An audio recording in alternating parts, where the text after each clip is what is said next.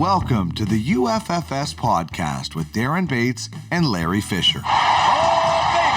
Shining a spotlight on the most realistic fantasy sports platform ever. If it happens in Ultimate Franchise Fantasy Sports, you'll find out here. UFFS, you own the game.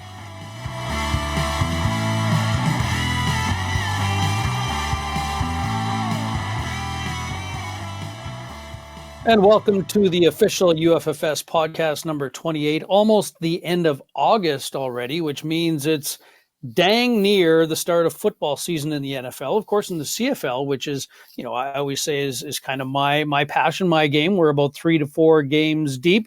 Riders in number one spot, by the way, Larry. How you doing, Larry? Good, Darren. 3-0 heading into their bye week, so you gotta love that start for the Green Riders. Absolutely. Yeah, they're kicking it up. But hey, it's really the NFL that we're here to talk about, with this and the UFAFL, which of course mirrors the NFL for those of anybody paying attention here that may not know. And this is a monster UFAFL 3-day 53 round draft that is happening as we speak. And Larry, we're going to have two guests today. I don't know how we managed to pull these guys from the UFAFL front office with all that's going on. Jamie Thomas, head of football scouting, and Max Elliott, Mr. Commissioner for the UFAFL, going to join us. Talk a little bit about the draft. We won't get too in depth. Get into the scouting thing, and of course the importance of this.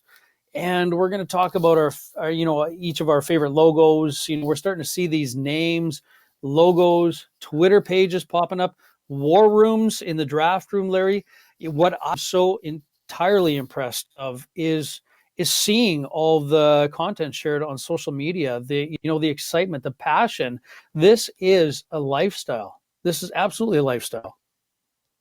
It is, Darren. It's fantasy football is huge. It's $1 billion industry. And we scoured the world and found 32 ownership groups, management groups that take this seriously, that it becomes high stakes professional fantasy sports. And it was amazing watching the live show with Jamie Thomas and Andy McNamara and seeing all the guests come on and seeing, the Circa group, Derek Stevens and his entire war room. He had a number of helping hands there too. That was great to see right there on the floor in the sports book in Circa Resort and Casino in Las Vegas.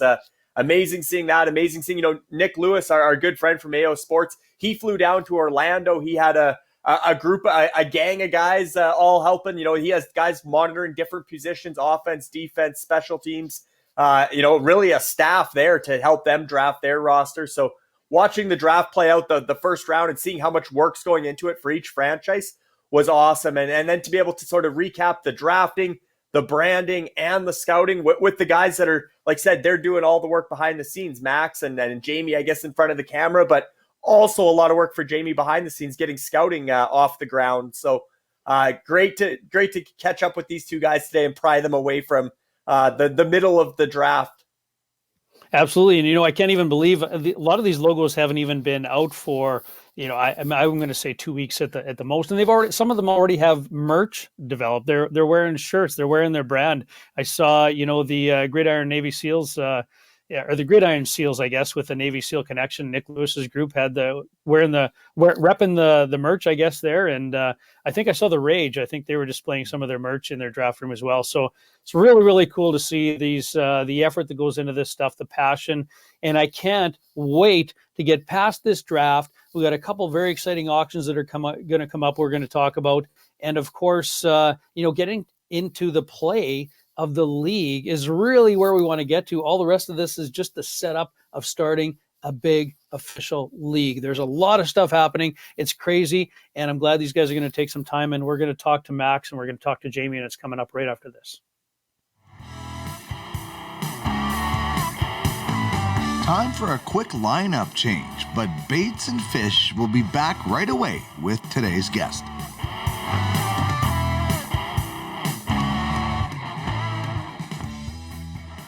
Well, here we are back with two of our guests from, I guess it's 2/3 of the UFAFL front office. And dare I say, two of the hardest working ones, I always say Larry is the hardest working man in fantasy sports, but sometimes I wonder if I should throw that to Andy, but the boss isn't around. So I'm going to give you guys the credit on that. So I want to really welcome Max Elliott from down in Dallas, Texas, Jamie Thomas from not far away from me in Winnipeg. Welcome to the show, guys. Hey, thanks for having us on. Yeah, thanks. I appreciate it. Good to have you on. Looks like Jamie's enjoying the summertime weather outside of his house. First of all, Jamie, hey, congratulations on that show yesterday. Great show. You and Andy in UFFS headquarters. That first round of the UFAFL draft, a very extremely monumental occasion. It was great to see a lot of the front office staff of the various franchises, all over the world on air, making their pick, seeing some names, seeing some brands, talking about their players a little bit. It's almost like you and Andy have actually worked together before, but I got to think that's the first time. I'm trying to recall, Darren, if I've actually even seen Andy face to face, because the only time is like he was on my radio show quite a bit back when I was in Hamilton at TSN 1150. So it was a long day, but it was like, is there anything better than talking about fantasy sports for a living? So it's, Dean, a good friend of mine, clearly a big part of UFF Sports in hockey as well, and running the show here this afternoon. It's what you've always wanted to do. So I had a great time. The way they put it all together, AO Sports, all the behind the scenes stuff, Kayla, managing all the owners and putting them up on the draft board and stuff like that. It was crazy. It was something else. And so I think our owners had a great time. That's the most important part, but a monumental day, and it's just getting started as the draft continues to roll on here. Yeah, and we can see Dean is flashing up, I think we've got the first 3 total rounds up on the screen. A little bit hard to read for somebody. It looks fine to me, but we are heavy into it in day number 2 today. I know that you guys in the front office are extremely busy with everything that's going on with this draft. There's a lot of work involved. And as you said, a big shout out to the IKS media team on AO Sports TV and UFFS headquarters yesterday. A lot of work involved from a lot of different people. But I also want to ask you, Jamie, was there anything that popped out immediately, and it can be current up to where we are now today, or it can be just from the first round. Any favorite picks or any surprises in your mind? The fact that the Timberwolves selected Deshaun Watson in the first round. Liz, the owner, went crazy off the board there. And we all know about Deshaun Watson's legal issues that are going on right now, and the fact that he's not even taking snaps in training camp. I mean, if he does end up playing, it's a great pick, or somebody that, the Timberwolves can trade off a little bit later, but that one immediately stands off to me. And then like a little bit of surprise to me that Davante Adams wasn't selected until in the second round. That blows my mind entirely, because there was a lot of receivers that went off the board in front of him, but everyone has their different strategy, I imagine. And, so at this point, quarterbacks clearly going off the board early. And that's the thing that I appreciate about UFAFL is quarterbacks are just as prestigious in this league as they are in the National Football League. And instead of running backs going off the board first, traditionally in redraft leagues right now. So to answer your question, Deshaun Watson even being drafted at this point is the surprise of the draft so far, and probably will stay that way through the 53 rounds. And how about for you, Max? Yeah, for sure. Appreciate y'all having me on again. I think one of my big surprise picks was CeeDee Lamb going number 22 in the first round, the first wide receiver off the board, over Davante Adams, over Tyreek Hill. I'm from Dallas, so, but it was a big surprise. But I do think, CeeDee Lamb will eventually be a top 10 wide receiver consistently. So I don't think it was a bad pick by any means. Just a little surprising, seeing that he was the first wide receiver off the board. So I thought that was a big time move there, and it could end up paying off really well. I know if I was one of the owners, I would definitely want to try to snag CeeDee Lamb early. So that was exciting to see there. And then another one really was the Tom Brady pick at number 4. Older QB, went real early off the board. I mean, it is Tom Brady, the GOAT. But, this is also a dynasty format. But the interesting part of that is, I think that there could be some correlation with him being transferred over to a Legends League team. So it could be a nice strategic move to go across our, various platforms that we have. So that was exciting to see, Tom Brady going early there, and that there might be some multi-use for him. Yeah, I think that's definitely the idea there for the 7 Cs. That was one of my favorite picks, especially with Mooch, Alex Muchinski, the way he was. Like Jamie nailed it on the live show, he was running to the podium to shout out Tom Brady, and I think that was because of he knows how the ecosystem is going to work with the Legends League, and for people that are new to it, basically there'll be like a rookie auction into the Legends League every year as well, presumably. When Tom Brady's up for that auction, the 7 Cs group, that assuming they're going to buy a Legends League franchise as well, which they've already expressed interest in, they can bid up Tom Brady when he comes into the Legends League. And much like we see with scouts in the hockey league already, and we'll see in the UFAFL when their players come to the draft, you can bid that player up, and then you can either let the player go and you got a big payout, a big cash flow, or you can win the bid and you only have to pay 10% because 90% goes to the scout, or in this case, likely to the former franchise. So as long as they're in a position to pick Tom Brady, they can. Or potentially transfer Tom Brady to their Legends League franchise, they could bid him up to $10,000 and they'd only pay a 10% fee. So they're paying $1,000 instead of $10,000, and they can let him go at any time and take the $10,000 in score coins. So I think it's a really strategic move, and the way the platform's scaling, by the time Tom Brady retires, it wouldn't surprise me if that one pick paid for the franchise for Mooch and 7 Cs. I think Tom Brady will cover whatever they paid for their franchise to get that 4th overall pick. And I guess Jamie, I was going to say also we talked a bit about surprises, but the other favorite pick for me, guys, was the delivery. I love the deliveries, like Darren said, having the guys come on and make their pick. I think Ian Constable, he did a really good job with the Sam Darnold pick. To have the prop ready, the Sam Darnold, no matter what. I thought that was cool. What was the sort of the moments that stood out to you guys from the live show and having the guests come on? What did you guys like most?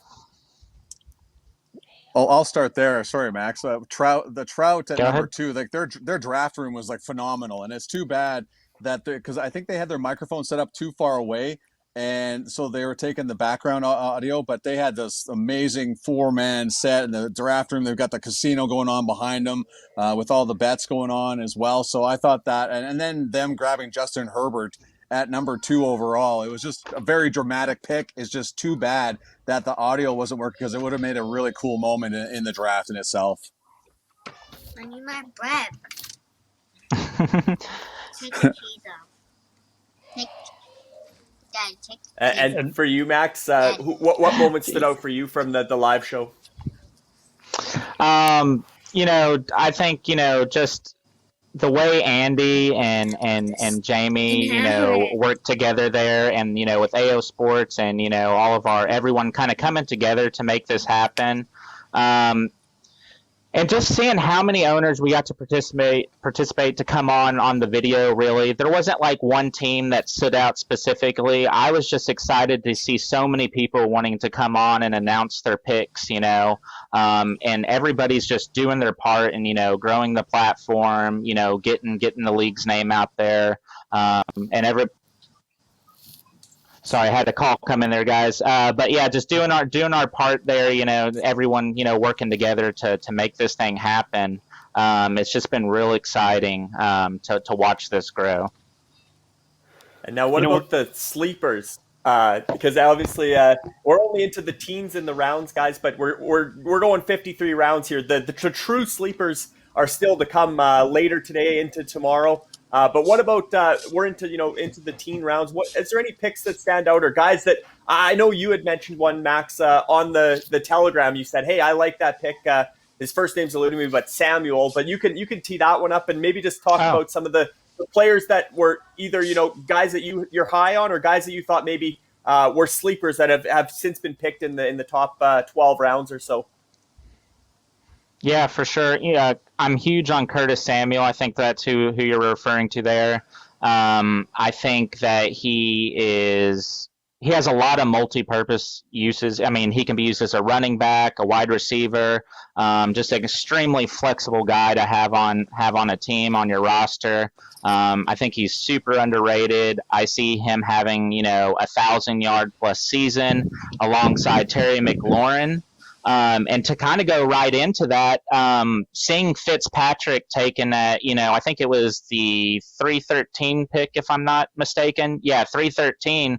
Having Fitzpatrick there in Washington this year, will be huge, I think, for Curtis Samuel and McLaurin there. So I'm excited to see, all of them work together on that side. And then, another one I got is another wide receiver, but Laviska Shenault from Jacksonville. I am really big on him. I like DJ Shark, but I really think Shenault has the chance this year to take over as the number one wide receiver in Jacksonville.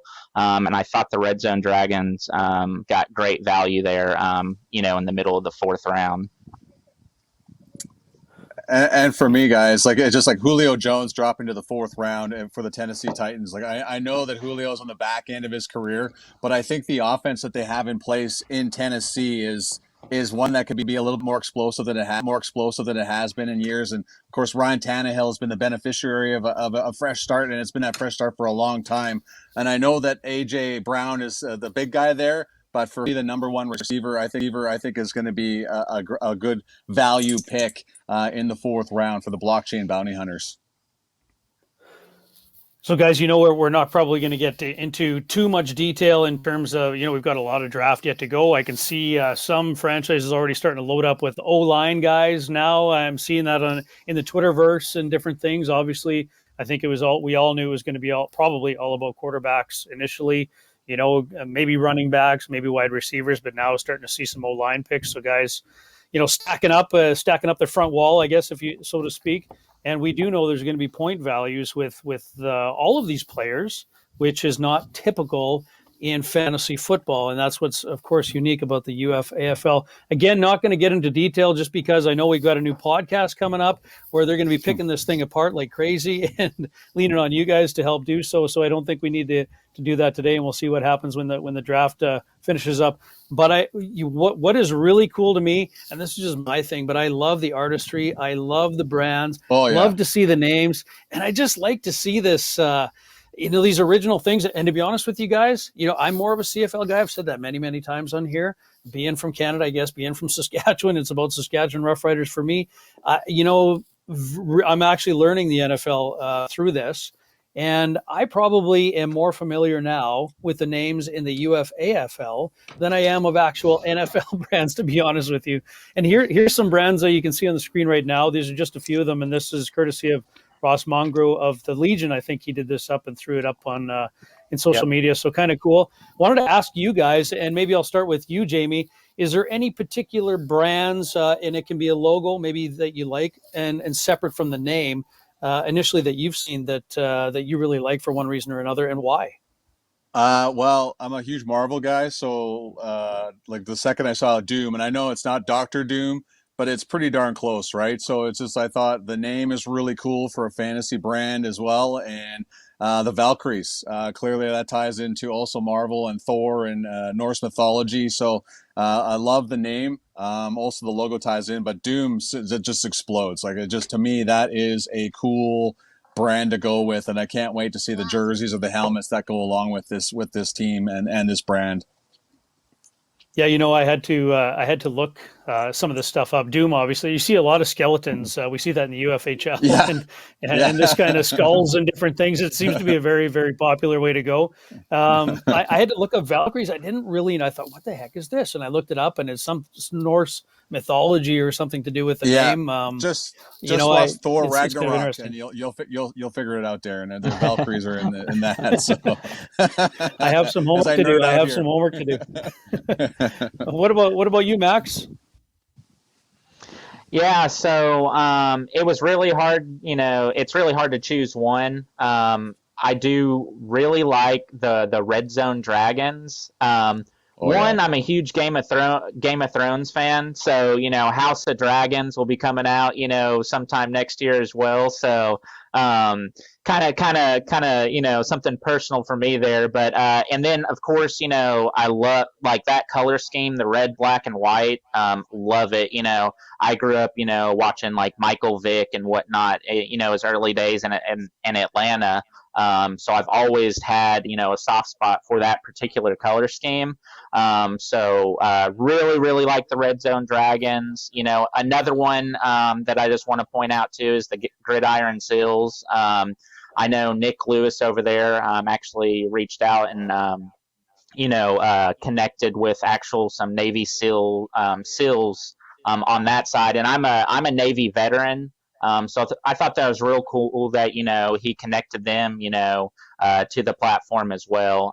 So something also, that I hold, near to my heart, the people, that serve their country and whatnot, for sure.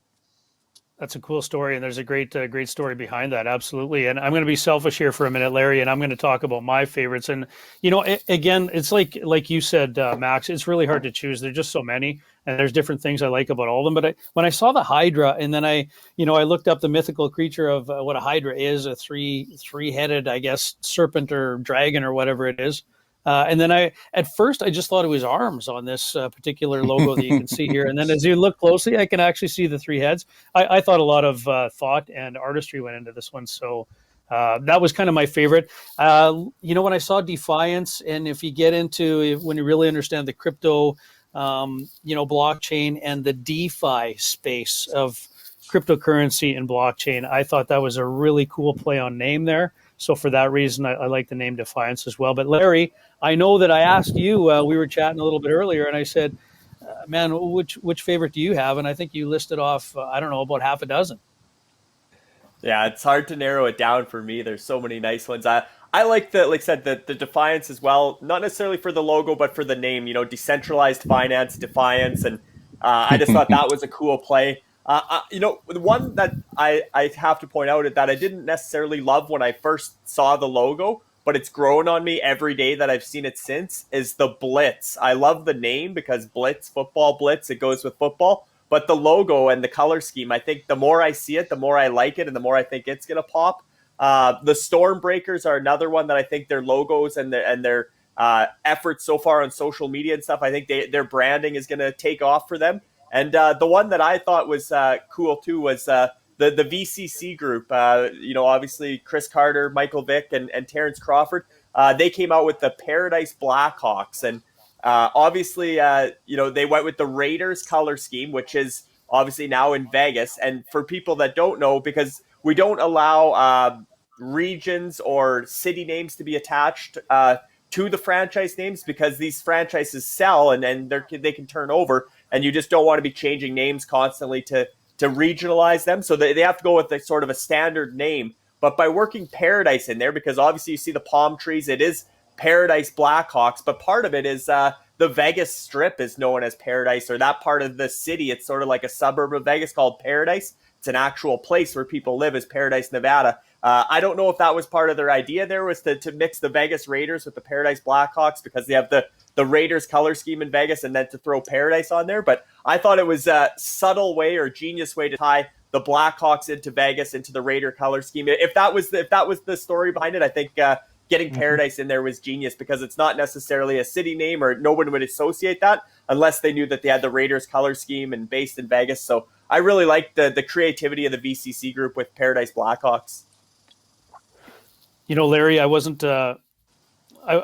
You and I talked a little bit about this, and when the logos were starting to be shared, mostly in Telegram, they were kind of coming up one by one, and I was checking them out and thinking one that seemed really different and kind of threw me off at first. And I'm not slamming them. I just want everybody to know. I want Derek Stevens to know I'm not slamming them. It was the Circa, the Trout, and I thought, the Trout, well, that's a real one-off kind of thing. And I was, what the heck? That must have some kind of a gambling association. But I look up Trout, and there actually is a gambling association, if you can believe it. And it kind of means like an unskilled gambler, something to do with gamble loosely. And I thought, well, that certainly can't be totally in relation to the circuit group, because I'm sure these guys know what I was doing. But I thought maybe it's some reverse psychology, maybe, right? You know, like kind of like a pool shark. You play really crappy and you bet for $1 a game, and then all of a sudden, yeah, let's play for $20, and all of a sudden the skills come out. I thought maybe it was a little bit of a reverse psychology thing there. So I thought it was really unusual, but I think it's also really, really cool.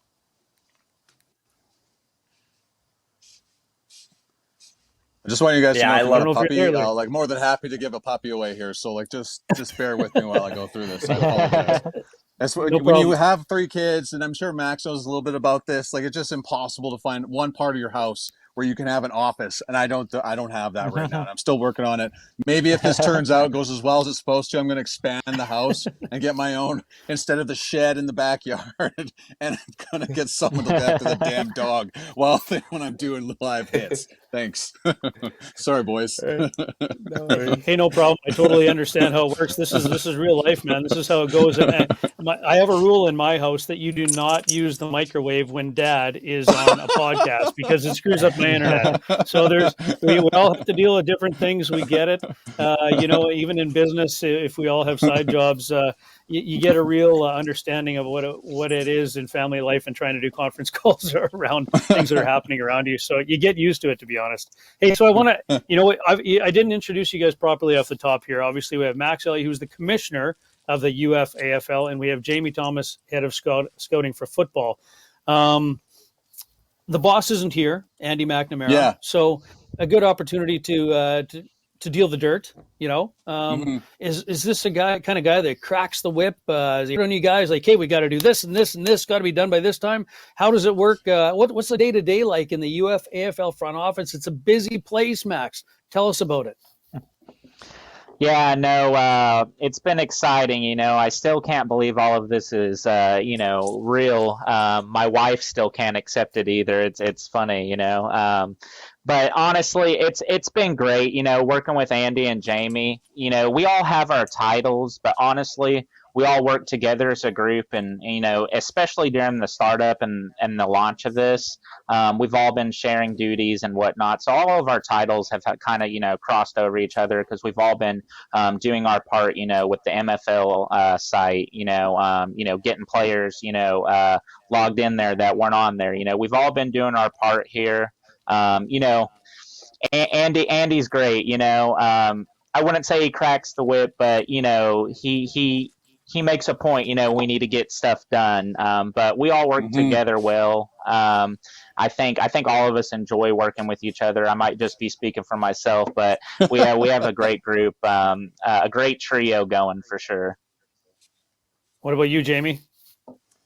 You know, Andy is the right guy, because if you've seen any of his work on Twitter, on SportsN, and before that TSN, the guy has an unbelievable passion for football that makes you want to work with him, right? And I think he's the perfect guy, the perfect face to sell the UFAFL. I think a lot of the owners and general managers have been brought on to his passion here. Andy's really good. Like, if we need to get something done, he's good about it, but he has been really good about letting Max and I, he doesn't baby us, I guess, and he's not micromanaging.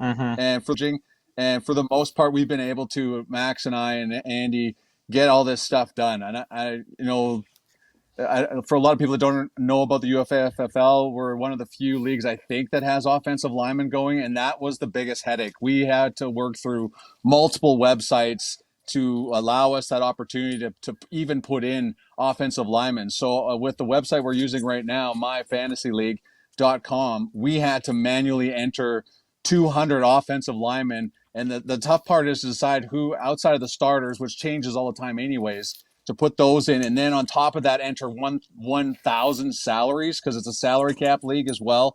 So we had to manually enter all those numbers in and find that. That was a real headache, but the three of us, and a little help with, of course, our good friend Larry, who's Mr. Everything at UFF Sports, helped us out to do that. But it was a headache, but now that it's done, it's really cool to see how this is all working, and to see offensive linemen go on the board, and people appreciate the work that we put in. So, but Andy's pretty intense. Like, you know, he takes everything to heart. He's very passionate about this project. So owners are getting under your skin a little bit sometimes because there's a lot of questions coming in, as Max will attest to, with 32 owners coming and trying to understand how this website works and all that stuff. But we've pulled it off here so far. And as I do a little quick check, we're into round 14 of our draft. There's only 39 more rounds to go here, but it's worked out. For sure. Yeah, that data entry can be a labor of love, and we can call it that, Jamie. We get to do it all over again for AmericanFootball.UFFSports.com. After the draft concludes, we get to re-enter all the rosters. But once this is all set up and kicked off, though, it's going to be awesome. And a big step towards kicking it off, Jamie, is the scouting. And obviously, the futures auction came out today, the updated date. Maybe you can tell us a little bit about the futures auction and just about which prospects, or not which prospects, but which age groups are going to be available in the futures auction for when scouts get to hit the ground. Right. And here's the thing, guys, as opposed to hockey, basketball and football are a little more complicated because of college sports. And I know there is some players drafted into the National Hockey League clearly for the NCAA, but in football, a player has to be removed from high school for 3 years before he's draft eligible. So there's that decision that has to be all the time to go to the National Football League. But the best way to put it right now is for our futures auction, I'm taking the top 64 draft eligible players for the 2022 NFL draft, putting them on a list, and then the 32 draft eligible players for the 2023 NFL draft. So 96 players will be available on September 11th. Starting at 3 Eastern, 12 Pacific. And I've watched, Larry, the work that you do for hockey. I admire it, and I'm going, man, how do I follow that up? So it's you've set a pretty big precedent here, my friend, and I can't wait to delve into it. But, the tough part for this is trying to value. There's some great offensive linemen coming into the draft this year. And for 2022, and it's just trying to decide where do they fit in terms of where, are they a top 10 pick or somebody that our owners our scouts are going to have to decide if this is the most importance, but still quarterbacks reign supreme, right? And who's the next Zach Wilson, who ended up going second overall? He wasn't even part of the conversation. Joe Burrow was not a first round conversation in 2020 out of LSU, and he had a season of all seasons to go first overall to the Cincinnati Bengals in the 2020 NFL draft. So I think already you're thinking Spencer Rattler. Malik Willis is a guy that can do everything, and that he's a quarterback at Liberty, not exactly a household university name in the NCAA, but he is somebody that people will be keeping an eye on this year as well. So it's fun. It's overwhelming at times trying to think who's going to go on that list. And Larry, I know you can attest to this, but man, I look forward to it, and I can't wait till we start rolling in and guys can register kids that are in grade 11 in high school, and our scouts can watch them grow as they go through their teenage years and into college, and soon one day join the UFAFL. Yeah, I can't wait till we get to the Friday Night Lights scouting. That'll be huge for the platform and for the scouts in general. But like I said, having that 3 years removed from high school before they can be eligible for the NFL draft, that's obviously a long way from grade 11. So it'll be quite a large pool of eligible players, and watching that open market and see when those guys start flying off as we continue to grow out the scouting side. But maybe, Max, you can take this one, and then Jamie, you can weigh in after Max is done. But just the importance of franchises having a scout and how this UFFS ecosystem works with every player that enters the UFAFL has to come through a scout. After this initial player draft, after the rookies auction, the 2021 NFL draft picks are going to be auctioned off just straight to the franchises. And then there's going to be a cut down process where they get to do some releases and add some free agents. And then after that, well, I believe it's September 3rd, after the cut down date, that's when from there forward, any player that enters the UFAFL has to come through a scout. So maybe Max, just talk about the importance of scouts and encouraging franchises to make sure they have a scout by September 3rd. Yeah, for sure. I mean, you have to have a scout if you want to get any of these new players that are coming into league. It's going to be very important to create those partnerships, with the scouts. As of right now, there's not necessarily team scouts, but you can still be affiliated with, our registered scouts. So it's going to be critical, and especially in a dynasty league, to continue to get that talent, on board your roster. And, when a rookie player, comes into the league, a lot of times, especially with the salary cap, you're going to have a lower salary cap hit too. So it can really work into some of these franchises, into their hands, by getting these young players, building around them, and really, developing their roster. It's going to be probably the most important, building tool as this platform progresses, down the road for sure. I encourage, all owners to start reaching out, to scouts, to start getting people to, register as scouts, because it's going to be needed, and it's going to be the most critical tool that this platform is going to have for building your team later down the road for sure. And also, it's important that our future scouts, or the scouts that are doing hockey, they got to go to the website and go to hockeyuffsports.com/auth/register. Clearly, we're going to have that on our Telegram pages. You got to go and register as a fan, and then click a link and become a scout. It's a little bit of a process, but man, the amount of fun that people can have, and that's, Larry, the best part about this whole process of trying to get people to come on board is explaining to them what this means and what this means, so that the ability to, if you want to apply for an NFL team one day, you can say, hey, look, I discovered this guy.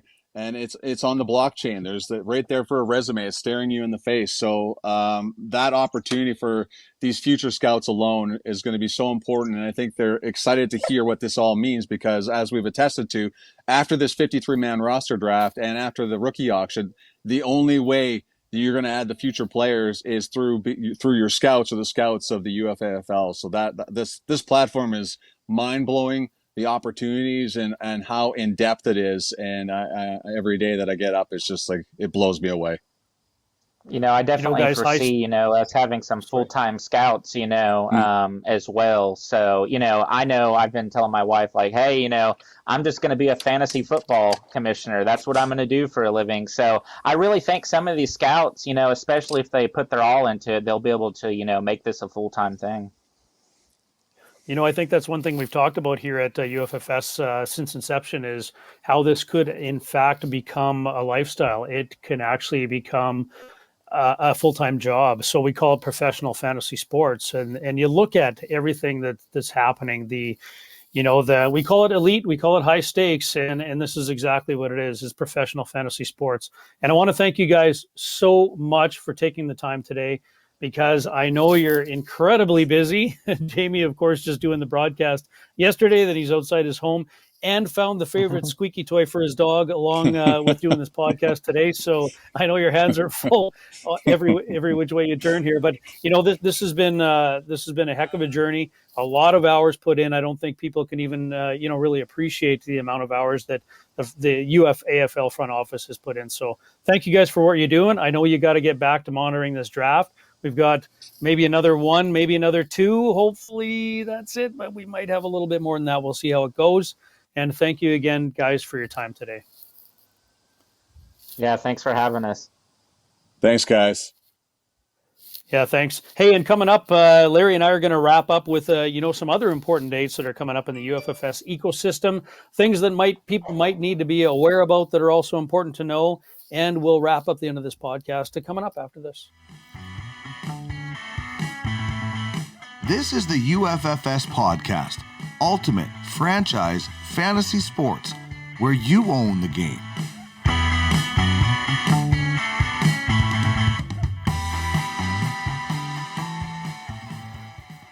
Well, Larry, here we are back after having a couple of very important guests on our program, and I was actually impressed, and maybe it shows to the appeal of the official UFFS podcast, that we're able to pull those guys away from all that's going on in the UFAFL, because this is an extremely busy time. So, much appreciation to Max and Jamie taking time from their day today to join us. And of course, Jamie, when you have your kid hand you a cheese sandwich with your dog that's very hungry around you, and trying to fight off that and do as well as he did on the podcast.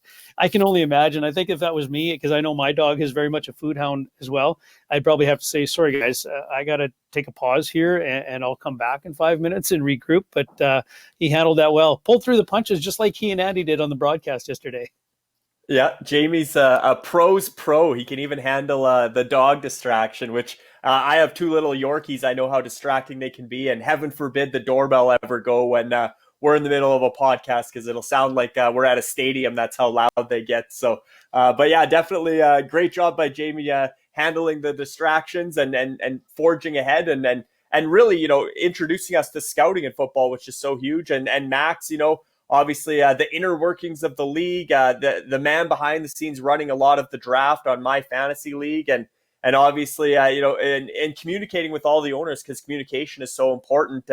When Andy and Jamie were on the live show, for Max to be making sure everything was running smoothly and the picks were coming in a timely fashion, and trying to get that draft, and also there were some logistical things with the player queues and stuff that weren't quite working. So I thought Max handled it really well, showed his commissioner experience, that this isn't his first rodeo either. So both Max and Jamie have certainly been huge assets to the UFAFL and to UFF Sports in general. Yeah, and Max attending his first podcast, so congratulations going out to Max. We got him going on this, and I know with the new, UFAFL specific podcast called UFAFL Nation that's due to, hopefully come out this week with Skriz. I don't know what he's going to go by. If I just affectionately call him Skriz, I guess, but Michael Skrizniak works at TSN, scriptwriter there, and as he says, makes the people on camera look good. He's going to be kicking off this podcast. He's going to be relying, a lot on Max and Andy, and of course Jamie Thomas in the interim. And as we get more people up and running, and GMs and owners, it's going to be really, really cool to watch this show as it develops, to learn the intricacies of each of the leagues, their brands, their front office staff. That's what I like, with when you get into the league that's finally running. And we've talked about this, Larry, a lot in terms of the auctions are really just it's obviously we have our rookie auctions, futures auctions in all the sports, and those will be commonplace. But these initial franchise auctions, these are kind of a one and done. Unless we expand, this is never going to happen again. And then we have to do this monumental draft to fill the rosters to get the league up and running. Once we get past that, what we really want to focus on, and the pillar of UFFS, is running the leagues and getting this elite high-stakes fantasy play underway. And that's where we really want to get to. But we got to get through this initial task. Yeah, and like I told some of the owners, I said the draft may seem like it's dragging on and taking forever, 53 rounds and some delays between picks and stuff. And it really is going to require their full attention for 3 full days, sun up to sundown, basically.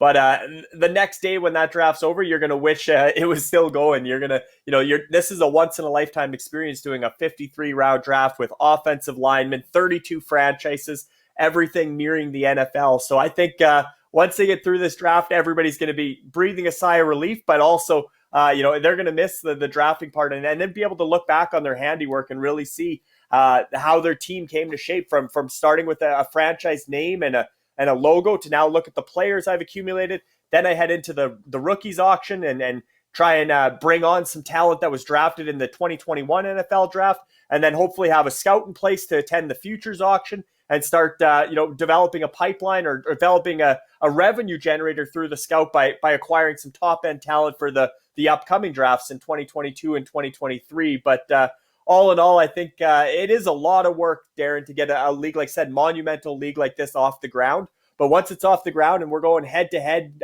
week to week gameplay, it's going to be the trash talk has already started in the Telegram groups, but it's going to be a lot of fun. And when you get 32 franchises, Darren, you get 32 plus personalities. Most of these franchises, some of them you've seen on the live show, some had 5 to 10 staff members already, or certainly a handful of people working together on these franchises. So a lot of personalities and a lot of fun. And one guy we didn't shout out yet, Dustin Nielsen, good friend of Dean Millard.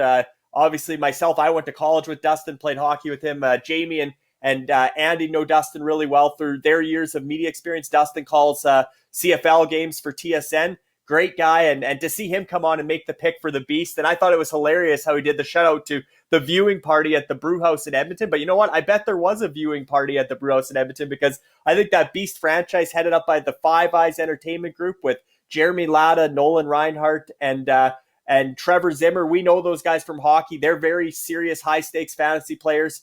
They've made an immediate impact in hockey, and I think that franchise with Dustin Nielsen leading the way, I think the Beasts are going to be a fun one to watch throughout the UFAFL season. Yeah, speaking of Dustin Nielsen, it was great to see him on there. And, personally, I guess I'm the odd man out here. I don't know Dustin personally, but I loved when he was on his radio show at TSN in Edmonton. He was talking about the very time that he was approached by Five Eyes Entertainment, and the fact that he could potentially be a GM in this elite fantasy league. And he went on and on for 10 minutes, and he didn't know if he should, go to the interview and throw the football around, or if he should be all dressed up in a suit. And I just thought that was amazing. I listened to that about 3 times actually. And I just, in my glory, just listening to him, be so passionate, excited about it. That was really, really cool. So kudos to him on pumping that up, and thank you for that. So let's, so obviously we talked about this already with our 2 guests. The rookie auction is coming up next, August 27th, and then the futures auction September 11th. And that's where the scouting piece is going to be very, very important. And I know that Jamie Thomas is at the ready in the Telegram chats, and you can DM him if you're looking for more information. How do I align myself with a scout? What do I need to do if I want to register, or I know somebody that wants to register as a scout? He can walk you through the process. It's really not that difficult, but it is very, very important if you want to work toward the future of building your franchise. And once we get past this, that's really what it's going to be all about. So those are important things. And of course, while I see it on the screen, I might as well throw this out. The UFBA launch, we can't remember. We have set the dates, pushed it back a couple of weeks just to make sure we're ready, because we're so busy with the UFAFL here. But it's going to be, looks like around that last week of September 24th, 26th.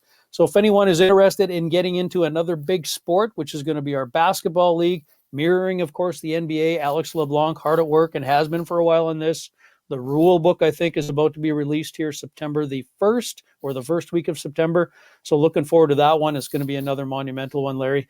But let's talk for a minute. We can see it on the screen, the UFHL owners meetings. And not that I need to delve into this, because I think you guys do I know you guys do on the UFHL Now show on UFSN.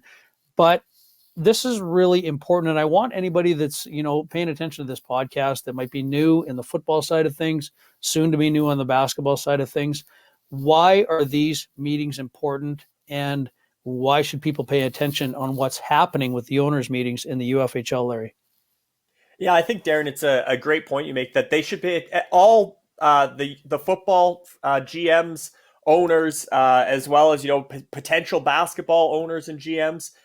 Down the road, baseball, everybody should be following what's happening in hockey, because hockey's really paved the road. And, a lot of people have reached out to me, hey, how's this rookies auction going to work? How's this futures auction going to work? And you can redirect them back. Well, just a couple weeks ago, we did our second annual, entry auction, which is the rookies auction in hockey and futures auction. So certainly they can follow along with hockey and see how it all works. But when it comes to the owners meetings, Darren, unlike a lot of fantasy leagues where the commissioner makes all the decisions and nothing really changes year to year, it's just, this is how it is. And either you like the league or you don't, and go find another league, another beer league if you don't like the rules. Here, the franchises really shape the league, much like they do in the NFL or the NHL and in the case of the UFHL. So the 32 franchises come to the table every offseason. They bring their ideas. They bring proposed changes. A lot of times they just want to table topics. Just, hey, let's get this out there for discussion. What do you think about this? How does this work? How could we improve it?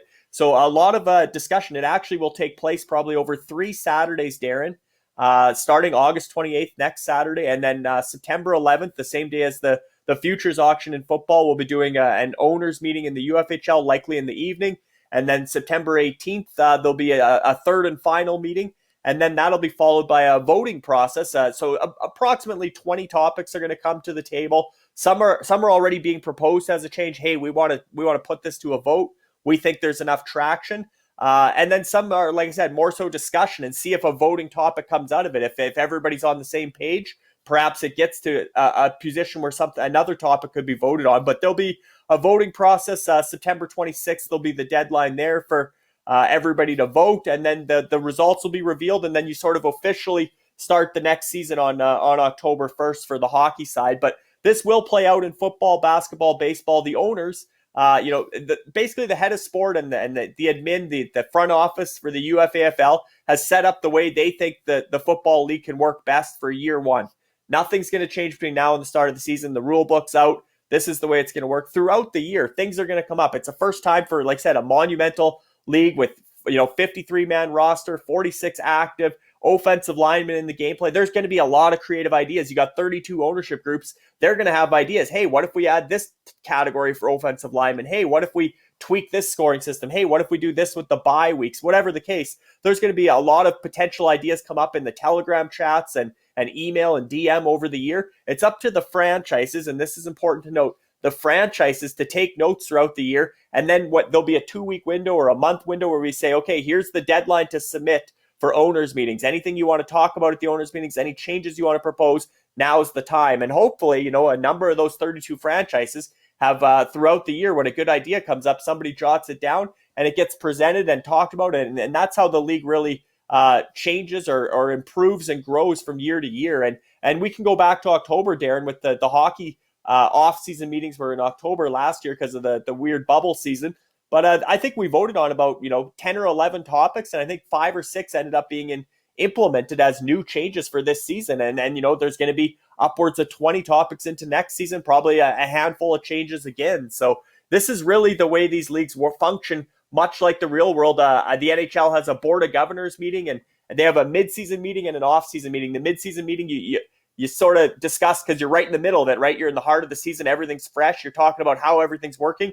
Let's talk about this in the off season. And then when the off season comes is where you really make your changes for the upcoming season. So that's the process we're entering as we go into year 3 of the UFHL, the Ultimate Fantasy Hockey League.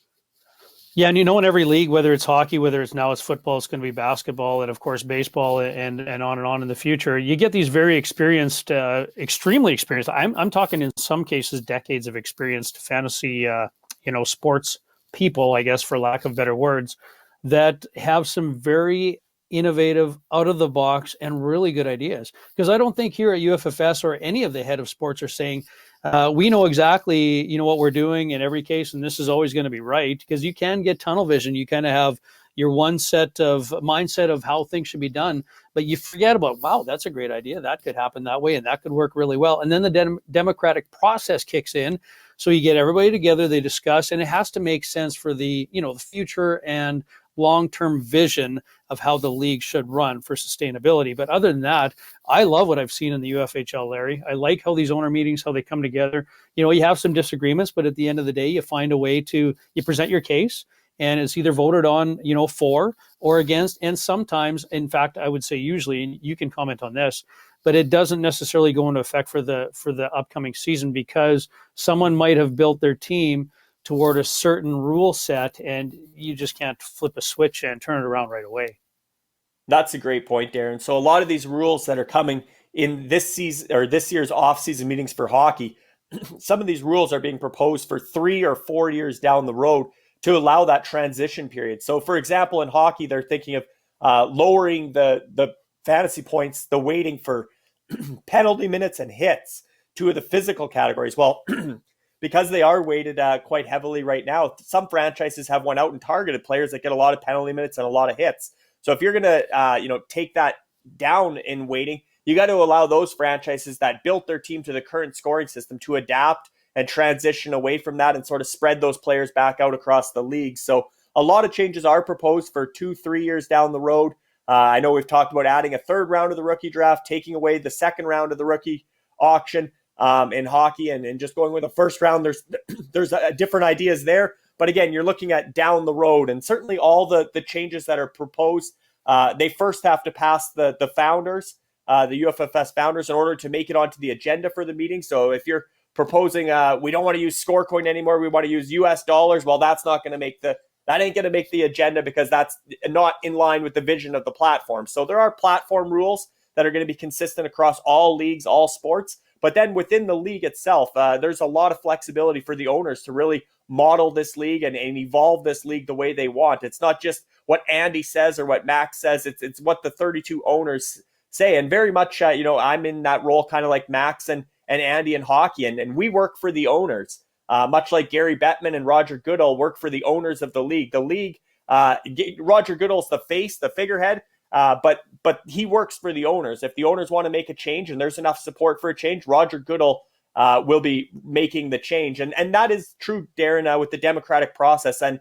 I'm not exactly sure how it works in the NFL, but in hockey, in the NHL, and therefore in the UFHL, it does require a 2/3 majority vote to make any change. So you need, in hockey, and I guess football has the same amount of franchises, but you need 22 out of 32 franchises voting in favor of a proposed change in order to make the change. And actually, we had last year, Darren, we had one that was voted down with 19 out of 32 in favor. Just couldn't quite get to that 22. Well, guess what? It probably comes up again at this year's meetings. They've had the whole season to try and convert or convince others that, hey, this was a good idea. Let's bring this back to the table. And we'll see a lot of that where things come up every year as potential tweaks or changes. And maybe it doesn't make it the first year or the second year. And then it ends up being implemented in year 3. So it certainly works that way with the democratic process as far as requiring 22 out of 32 votes in order to implement any changes.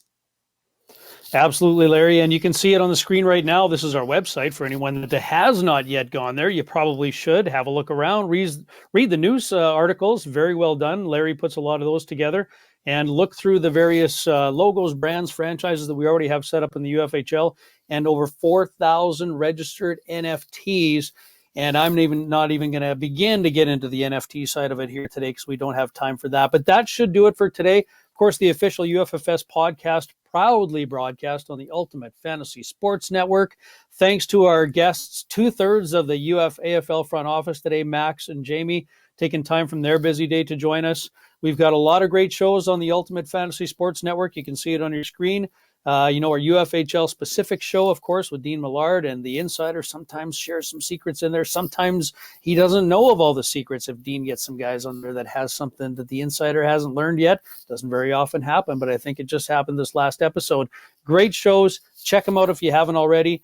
And keep in mind, we've got a brand new UFAFL podcast called UFAFL Nation debuting hopefully this week. All things considered, and hopefully everything lines into place so we can get that off the ground. Good luck to everyone in the remainder of the UFAFL draft, and thanks for joining us. This, of course, is the official UFFS podcast here with UFFS, where you own the game.